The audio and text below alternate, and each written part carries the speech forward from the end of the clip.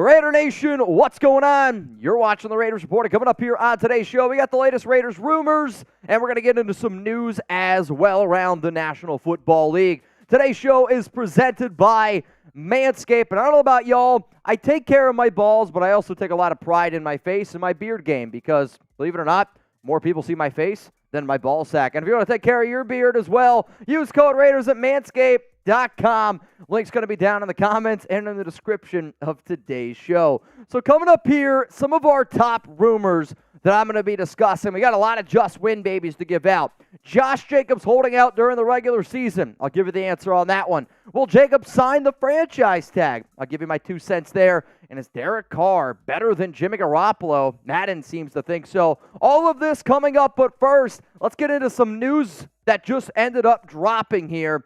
Remember, Marcus Peters, he had a visit with the Las Vegas Raiders all the way back on May 15th. Did a show on Wednesday saying that, according to a source, the Raiders were expected to sign him next week. And now we got an update today from Ian Rapoport that Peters will be visiting the Silver and Black this upcoming Monday. Veterans report to training camp on Tuesday next week for the Raiders. And it sounds like Peters will be signing with this team. So if you're not subscribed, hit that sub button, turn on those notifications because I don't want you to miss it because we're going to be going live and it's going to be a wild, wild show here on the Raiders Report. We got some other updates to discuss. Tyree Wilson, he is being put on the NFI list. And for those that do not know what the NFI list is, it's essentially the PUP list for players on the how do I describe it? It's the PUP list for players that were injured not during NFL activity. So Tyree injured himself back in early November. He has a foot injury. From what I am being told, the Wilson injury is nothing to really be concerned about. If he is still on the NFI list by the end of Raiders training camp, which is right before the Raiders play their first preseason game on August 13th, then it's time to hit the panic button. Another player that was put on the PUP list, the reason why Byron Young's on the PUP list is because his injury happened during Raiders activities, NFL activities. So hopefully that makes sense to differentiate them. For Young, though, same thing. Nothing really serious. The injury has not been disclosed by the Raiders, which should not surprise anybody because Dave Ziegler and Josh McDaniels like to try to keep everything a secret. But out of the two rookies so far, those are the top 2 players that have been put on the PUP list and the NFI list. If you're looking for 365 coverage, or I guess I should say this upcoming year, 366 days, I've been thinking about changing my Instagram and Twitter handle. But bottom line is if you want Raiders coverage all year long, subscribe for live videos, news, rumors, whether it's breaking stories like Marcus Peters is going to be signing with the Raiders, whether it's Josh Jacobs going to be holding out. We got you covered here, and I don't want you to miss anything. So seriously, take a second, hit that subscribe button. All right, let's get in now to our Raiders rumors roundup here. The very first one rolling in, Josh Jacobs. He's going to be holding out during the regular season. This one for me, I'm giving it 0 just win babies, and you can say tuck rule, tuck that. If you're new to the show, that means that I say that this is a 0% chance of happening. I don't forecast a world where Jacobs misses a single game. Why? It would be just extremely dumb for him to do that. So if you follow this show, if you follow the latest rumors out there, there's been plenty of reports that Jacobs could hold out and miss the regular season, or at least miss the first few games. Technically, he could sit out until Week 10, November 14th. When it comes to that date, he has to either decide, am I going to sign the franchise tag and play the remainder of the games, or am I just going to sit out the entire 2023 regular season? Since Jacob has not signed his franchise tag yet, he will not be fined for missing training camp. He will not be fined for missing practices. He will not be fined whatsoever. That does not necessarily mean that he'll lose money, because if you do not play on the franchise tag, you will not make money. So essentially, he's going to be losing out on $561,000 per game that he misses. So the running back market being what it is, it's too low right now to sit out. That's why I am extremely confident that Jacobs is not going to miss any regular season games. I also know that he wants to be a part of this team. He's just not thrilled about him not getting a contract extension. He's not thrilled, or he hates, I guess I could say, how the running back market is right now. So when you consider the fact that he does want to play for this team, But he is going to miss training camp. He's going to miss the preseason. However, he has to understand what the market is.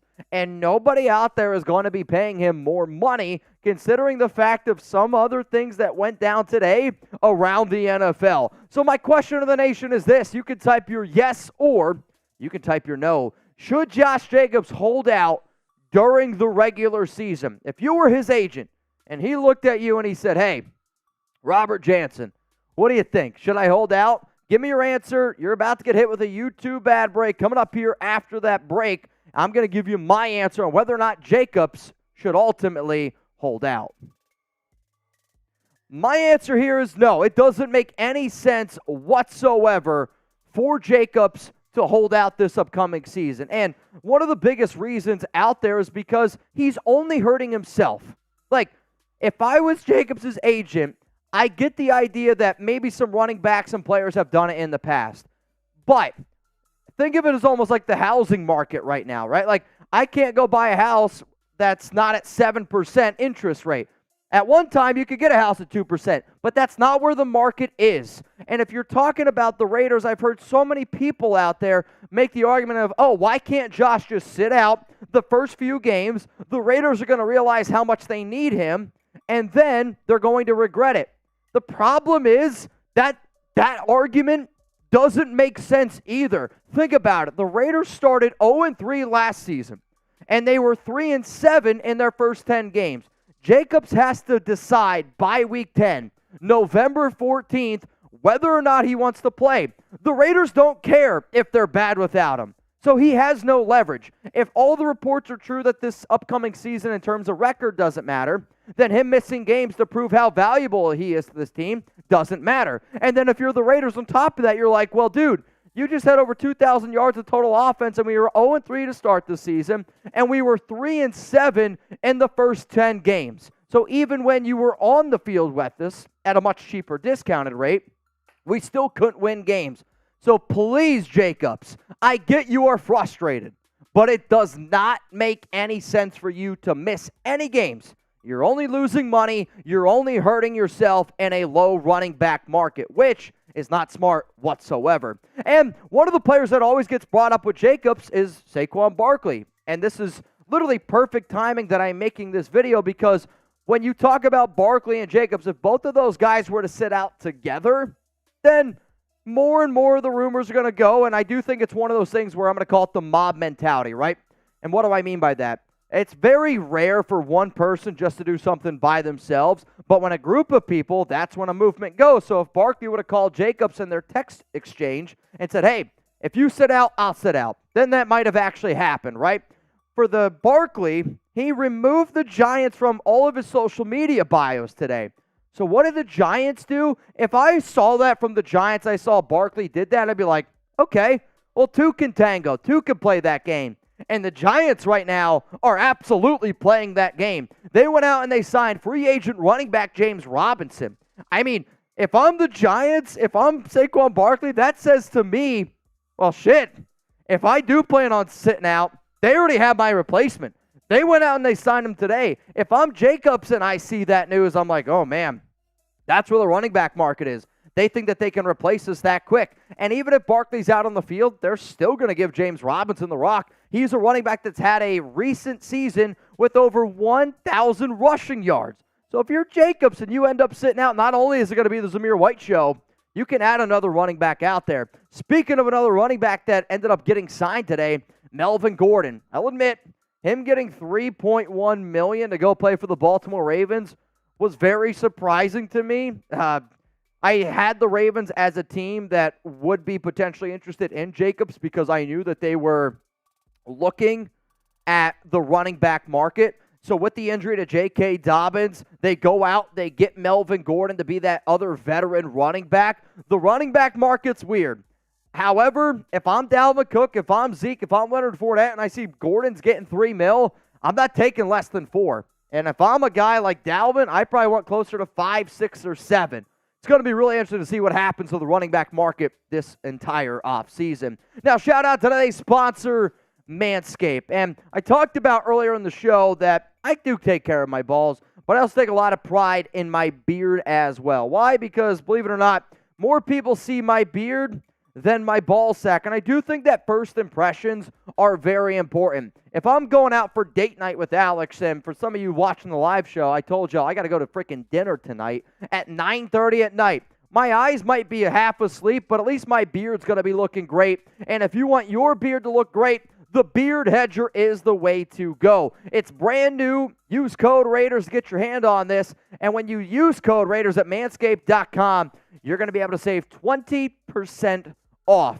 I would say just recently I really tried to elevate my beard game, and it's not too often that I think people talk about cleansing your beard, making sure that it looks nice. And one of the simple things that I'll just tell you, if you use shampoo conditioner on your hair, why would you not wash your beard? Think about, like, I don't know, I work out. Maybe not everybody works out, but as hot as it is, you're sweating. You need to make sure that your beard's taken care of. It's on your face after all, and it's really going to help also cleanse your skin. So 20% off, free shipping at manscaped.com. Go get your hands on all of Manscaped's awesome male grooming products. Let's go to the next story here on the Raiders Report. Jacobs, he's going to end up signing the franchise tag. Some of y'all think that this is going to be 4 just win babies because I just told you he's not going to hold out. It's actually only 3, and I do think it's pretty likely. I'm going to say that there is a 95% chance that Jacobs ends up signing the tag. But one of the things that I wanted to do this week is do some extra homework in Jacobs' other options, if you will, in terms of what could the star running back do if he doesn't want to sign the tag. So if he ends up signing it, he's going to make $10.1 million. That's fully guaranteed. In terms of running backs and cap space for this upcoming season, $10.1 million against the cap is the 3rd highest for a running back. So this upcoming year, Saquon Barkley, Tony Pollard, and Josh Jacobs will all make the 3rd most money against the cap, behind only Nick Chubb and Derrick Henry. However, Jacobs could sign another 1-year deal, and this is a new rule that the NFL has implemented. It was reported by Tom Pelissero that NFL teams can essentially do a modified 1-year contract after July 17th at 4 p.m. Eastern Time. That's the deadline for multi-year deals.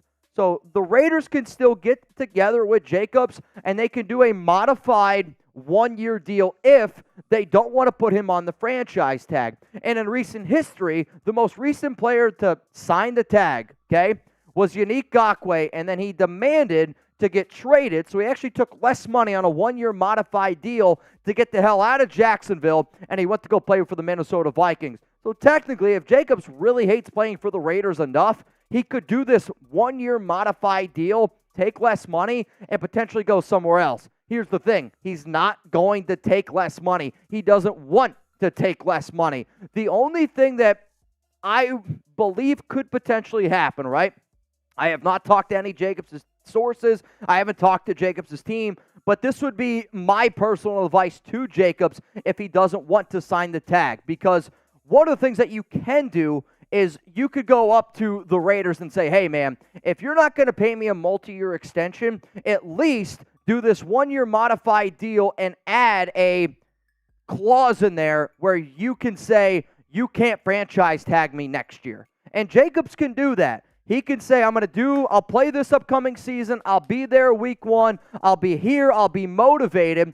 And the reason why running backs might do that is because then if he hits the open market next season, he thinks that he might be able to get that big-time payday. So it would still be around the exact same amount of money, 10.1, but with signing that modified 1-year deal, he could put a clause in there that simply says, you cannot franchise tag me next season. So it is an option, at least, that the Raiders, McDaniels, Ziegler, and Jacobs could do. But at the end of the day, I think Jacobs just ends up signing the franchise tag because that's what the Raiders want him to do. The final story here on the Raiders Report, Derek Carr is better than Jimmy Garoppolo. I'm going to give this one 2 just win babies, and I'm going to say people are talking, and the people who are talking are the guys that make the ratings over at Madden. Do I think Derek Carr is a superior athlete, a better, or a quarterback that has more talent than Jimmy G? Yes. Yes, I do. However, I think Jimmy Garoppolo is more mentally sharp than Carr. And in fact, I would say Carr is one of the weakest mentally stable quarterbacks out there. I don't know if that's the right way to phrase it. But when you look at the Madden ratings, Madden ranked Carr at a 78 overall. That was the 15th highest among all quarterbacks. Garoppolo was at a 77. And I can sit up here and I can debate every single QB, whether or not they're better or whether or not. Will I admit that Carr is better than Garoppolo in McDaniels' system? Hell no. Garoppolo is the clear better quarterback, and I know they've never played a game, but I saw how bad DC was last season. DC didn't even play at a top 20 quarterback level, which I always laugh because all the times last year we would debate, oh, Carr was a top 10. He's not top 10. I don't even think he's top 15. He barely played as a top 20 quarterback last season. So my question out there to the nation is, who is the better QB? Do you think it's Derek Carr? Or do you think it's Jimmy Garoppolo? If you think it's DC, type DC. If you think it's Garoppolo, type JG. In the Josh McDaniels system, it is Garoppolo. From an athletic standpoint, it is Derek Carr. But you know what? When QBs are this close talent-wise, I want the guy that's sharper up here. I want somebody that gives me more confidence in the huddle that can go out there and win those big games. And for that reason, I will take Jimmy G over Derek Carr every single day of the week because I've seen what DC can do. He's great at points, but when it really comes down to it, he could never get it done. And for that, give me Garoppolo. I also figured I would show you some of the other Madden 24 QB ratings and really discuss essentially where I agree and where I disagree. The fact that Dak Prescott is number 7, the only reason is because he's the quarterback of the Dallas Cowboys. He has no business being over Aaron Rodgers. Nobody thinks that Prescott is better than Rodgers, and that's just unbelievably mind-blowing to me. I was shocked that Tua was at an 83. I just think that he's got a lot of talent around him. I personally do not view Tua Tagovailoa as a top 10 QB, but I do think that the top 6 quarterbacks on this list are pretty freaking good. I don't know what you're saying here. Oh, I see. And then the other quarterbacks in here, yeah, I saw the Josh Allen. Sorry, our system sometimes gets the graphics a little bit confused. And then from here on out, I view Trevor Lawrence as a top 10 QB. I saw Derek Carr at 15, Jimmy G at 17. I think Deshaun Watson is a shitty human being, but there's no way that Carr is a more talented QB than Watson. Russell Wilson at number 18, I was a little bit surprised about. Justin Fields comes in at 19. Ryan Tannehill comes in at 20. The bottom line is this. There are, I'm going to legitimately say, 12 quarterbacks in the NFL that I could make an argument could be from like 11 to 20. I can make a lot of different arguments here. There's no doubt about it, right? And when you look at the elite QBs in the NFL, to me, there is a clear-cut top 7 quarterbacks. Dak Prescott is not one of them. But everybody else is in this QB purgatory, which is kind of where Jimmy G, Derek Carr end up falling. And I did chuckle a little bit because I saw Daniel Jones was ranked 21st. And he just got a 4-year, $160 million contract, which just about made me roll on the floor laughing. Kyler Murray at 79. I do know that he's a talented QB. However, a lot of injury concerns there. Has definitely struggled in recent years. But I wanted to break down some Madden 24 QB rankings because of how close Garoppolo and DC were ranked together, and with the amount of Madden simulations that Chugs and I have been doing back and forth, wanted to bring it up. In terms of Garoppolo, I think 17th is a fair ranking. I think you could make the argument that Garoppolo could probably be somewhere around 15. I think you could also make the argument that he's in the low 20s. But as I stated, the quarterbacks that are in this middle tier in the NFL, there are 10, 12 QBs that you could say, this guy could be 13 in the league. He's also probably all the way down at 22. It's why it's really important to be able to find that high-quality QB to really take you to that next level.